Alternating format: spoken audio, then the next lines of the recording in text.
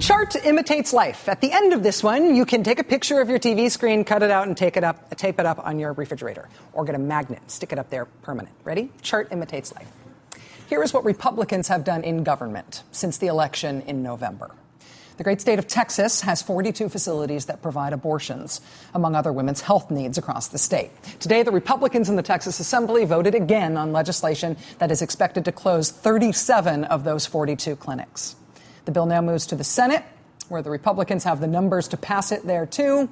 And Republican Governor Rick Perry is eager to sign it. So under Republican governance this year, it looks like the number of places where Texas women can get an abortion will drop from 42 to 5. That's Texas. In Wisconsin, there are currently 4 facilities that provide abortions, among other women's health needs across the state. On this past Friday of the long holiday weekend, Republican Governor Scott Walker of Wisconsin signed into law the bill the Republicans passed through the legislature there that's expected to close 2 of those 4 facilities. So under Republican governance this year, it looks like the number of places where Wisconsin women can get an abortion will drop from 4 to 2. That's Wisconsin. In Mississippi, there's only 1 facility in the whole state that provides abortion, among other women's health needs. Just 1 place. Last year, the Republican governor there, Phil Bryant, signed into law legislation passed by the Republicans in the legislature that would close that last remaining facility in the state. So under Republican governance in Mississippi, it looks like the number of places where the women of Mississippi can get an abortion will drop from 1 to none at all. There would be nowhere in Mississippi that a woman could go for an abortion. That's Mississippi. Same story in North Dakota. There was only 1 facility in the far eastern part of the state that provides abortions in the state. In March, Republican lawmakers passed a law designed to force that 1 remaining clinic to be closed. So under Republican governance in North Dakota this year, the number of places where women in the state can get an abortion will drop from 1 to 0. In North Dakota, there will be 0 facilities providing abortions. It's North Dakota. Alabama has 5 facilities that provide abortions, among other women's health needs, across the state. In April, the Republican governor of Alabama signed a bill that would close 3 of those 5 facilities. So under Republican governance this year, it looks like the number of places where women in Alabama can get an abortion will drop from 5 to 2. In Virginia, there were 20 facilities that provide abortions, among other women's health needs across the state. In April, after threats from the Attorney General, Ken Cuccinelli, the State Board of Health voted to rubber stamp a law passed by the Republican-controlled legislature that is designed to close 16 of those 20 facilities. So under Republican governance in Virginia, it looks like the number of places where women in Virginia can get an abortion will drop from 20 to 4. That's Virginia. In Ohio, there were 12 facilities that provide abortions, among other women's health needs across the state, but Republican lawmakers there passed a law to close 4 of those 12 remaining facilities. So under Republican governance this year, it looks like the number of places where Ohio women can get an abortion will drop from 12 to 8. That's Ohio. In North Carolina, there are currently 16 facilities that provide abortions, among other women's health needs across the state. Because of what the state has been going through in the state legislature in the last couple of weeks. Just today, Republicans sneaking abortion restriction language into a motorcycle safety bill. Because of that maneuvering in the North Carolina state legislature, 15 of the 16 clinics in the state are now in danger of closing. So under Republican governance this year, it looks like the number of places where women in North Carolina can get an abortion may drop from 16 to 1. That's just North Carolina. We have been covering this state by state as this has been happening this year. First in Mississippi, then in North Dakota, then in Virginia, and now almost everywhere where Republicans have control. But if you stop looking at it per individual states, it's a pretty dramatic thing that is happening to American women right now.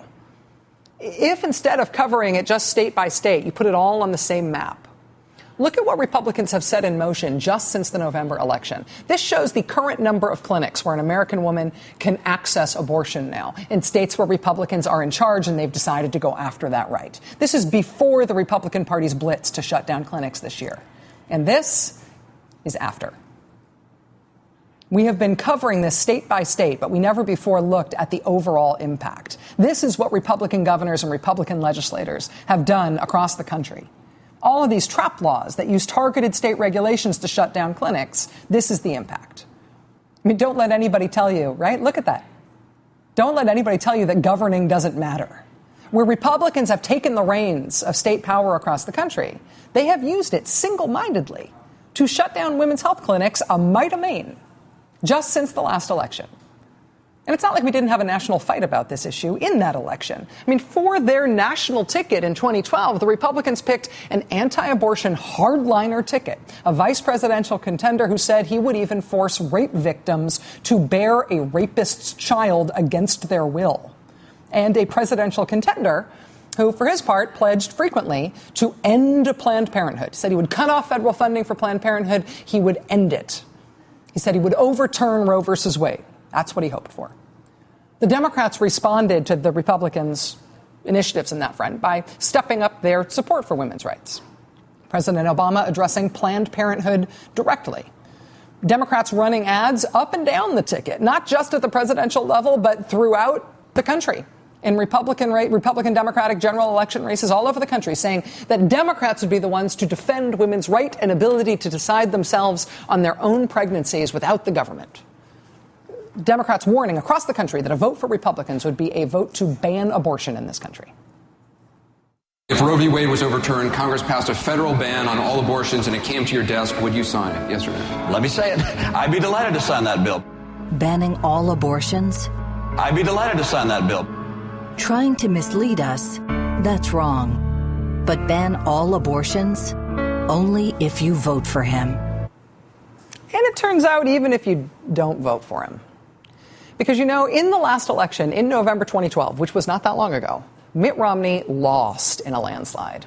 Republicans lost the last election nationally really badly. They lost the White House really badly. They lost seats in the Senate. They lost seats in the House. Nationally, in the last election, Republicans lost and Democrats won. But national isn't everything. And if Republicans are in control in your state, this is what they have decided to do with state governance. Now, since that election, this is what they have decided state governance is for now. If you live where the Republican Party is in control right now, this is your life. I know it's not a Beltway story, doesn't feel like a national story because nobody adds up what happens in the individual states to see how it affects American women, to see how it affects American rights in an aggregate sense. That's not the way we do Beltway reporting in this country. But this is a national story that is significant in terms of the way it's going to affect women's health, women's lives, and American families for a generation to come. This is a national story. That does it for us tonight. We will see you again tomorrow night. Now it is time for The Last Word with Lawrence O'Donnell. Have a good one. Thanks for being with us.